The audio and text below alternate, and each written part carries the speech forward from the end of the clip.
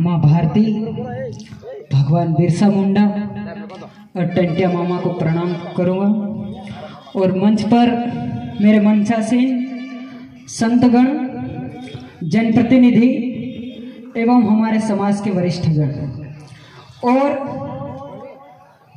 पंडाल में बैठे सभी मेरे समाज के युवा साथी और वरिष्ठ गणों को राम राम। साथियों, देश में जब जब विपरीत परिस्थितियां आई हैं और अधर्म पैदा हुआ है, तब तब इस धर्म की लड़ाई के लिए वीर पैदा होते हैं। वो क्रांतिवीर है जो भारत भूमि के लिए, इस देश के लिए अपने प्राणों की आहुति देने में भी कतराते नहीं हैं।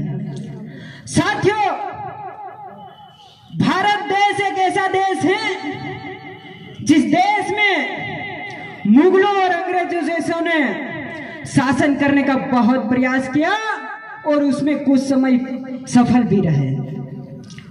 मैं बताना चाहूंगा, 1857 की क्रांति, जब हमारे देश के संपूर्ण वर्ग उन अंग्रेजों के खिलाफ लड़ रहा था और सबसे पहले 1857 से पहले भी सिद्धो कान्हों ने इन अंग्रेजों के खिलाफ जंग छेड़ दी थी यारों।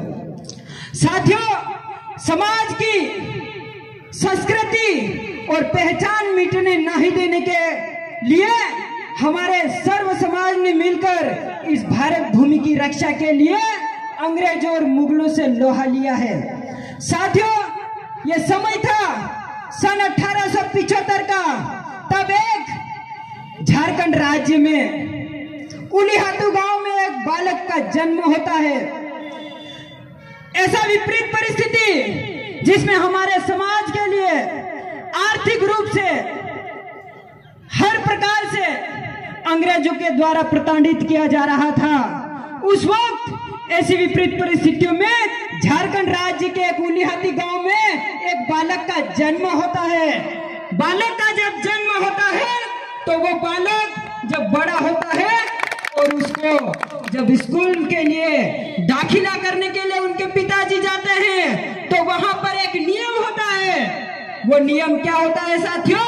गोरे अंग्रेजों ने, तो वहां पर एक नियम होता है। वो नियम क्या होता है साथियों? गोरे अंग्रेजों ने वो नियम बना रखा है, भारत को ईसाई बनाना उनका मूल उद्देश्य है। साथियों, भारत देश को, जनजाति समाज को, पिछड़े वर्ग को, इनको किसी भी प्रकार से ईसाई मिशनरीज के संगुल में फंसाकर धर्मांतरित करने का उनका मुख्य उद्देश्य था। और उस उद्देश्य को पूरा करने के लिए उस बालक को एडमिशन दिलवाने से पहले कहा था, आप धर्म परिवर्तन करोगे तभी आपको इस स्कूल में दाखिला दिया जाएगा।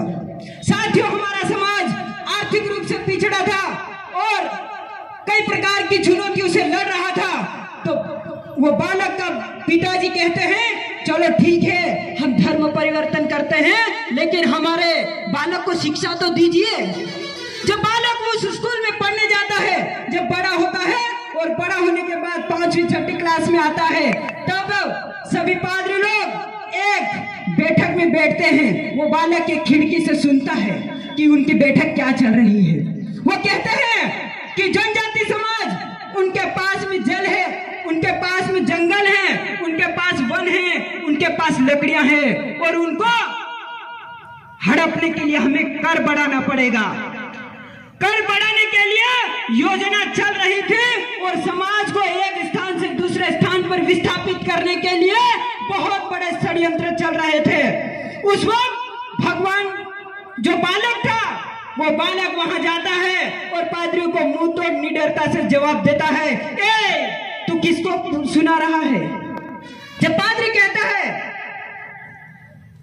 तुम जंगली हो, तुम चोर हो, तुम चपाट हो, इस प्रकार की अमर्यादित भाषा करके हमारे समाज को बदनाम करने का प्रयास करता है।